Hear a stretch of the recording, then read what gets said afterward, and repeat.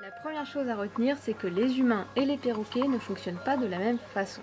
Par exemple, lorsqu'on est mordu par son oiseau et que l'on réagit violemment, que l'on dit aïe, que l'on pousse des cris, des hurlements, voire même si l'on gronde son perroquet, on lui dit non, ou encore si on le punit, si on l'isole quelque part, cette forme d'éducation ne peut absolument pas fonctionner chez le perroquet puisqu'il ne va pas comprendre. Pour le perroquet, le bec est un outil de communication.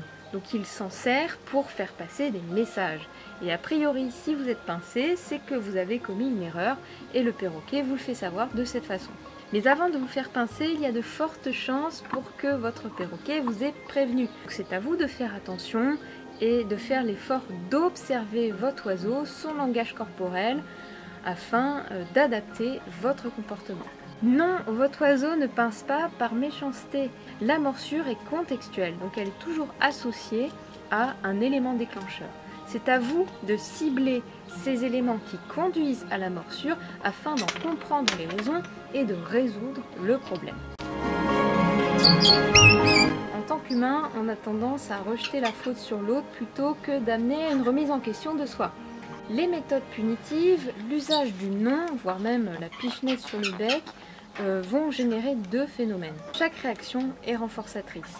De ce fait, si vous réagissez exagérément à un pincement, vous allez indiquer à votre perroquet que ce comportement est efficace et qu'il peut donc être réutilisé dans d'autres contextes.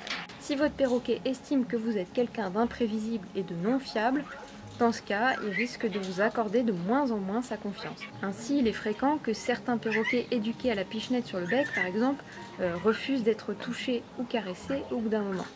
Et si les punitions ou la pichenette sur le bec ont pu marcher chez vous, ça ne fonctionnera qu'un temps et forcément cela va générer d'autres problèmes par la suite. On ne peut pas lui inculquer des concepts qu'il ne comprend pas.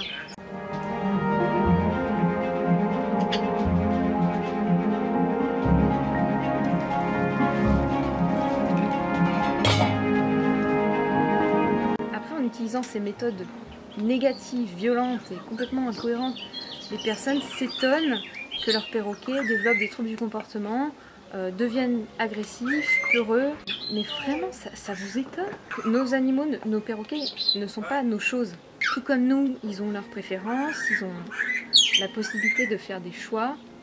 Et je pense que pour ne pas devenir leur geôlier, il est essentiel de tenir compte de leurs choix, de les respecter, de ne pas forcer systématiquement son perroquet à faire des tâches qu'il n'a pas envie de faire ou qui seraient stressantes pour lui. C'est pas un don, il n'y a pas de don à avoir pour bien communiquer avec un perroquet, c'est juste du bon sens, c'est de la logique. De la logique que nous n'avons pas, mais qui se développe, ça se travaille, c'est du comportement humain. L'oiseau, il s'adapte à nos comportements, donc c'est à nous de travailler. Lui, il n'a pas choisi d'être là. Il se comporte comme sa nature le lui dicte et il ne peut pas faire autrement. Mes oiseaux ne sont pas exceptionnels et la plupart d'entre eux sont des perroquets qui ont un passé, donc des oiseaux avec des problèmes. Et si quelqu'un comme moi arrive à résoudre des problèmes, ça veut dire que vous aussi, vous en êtes capable.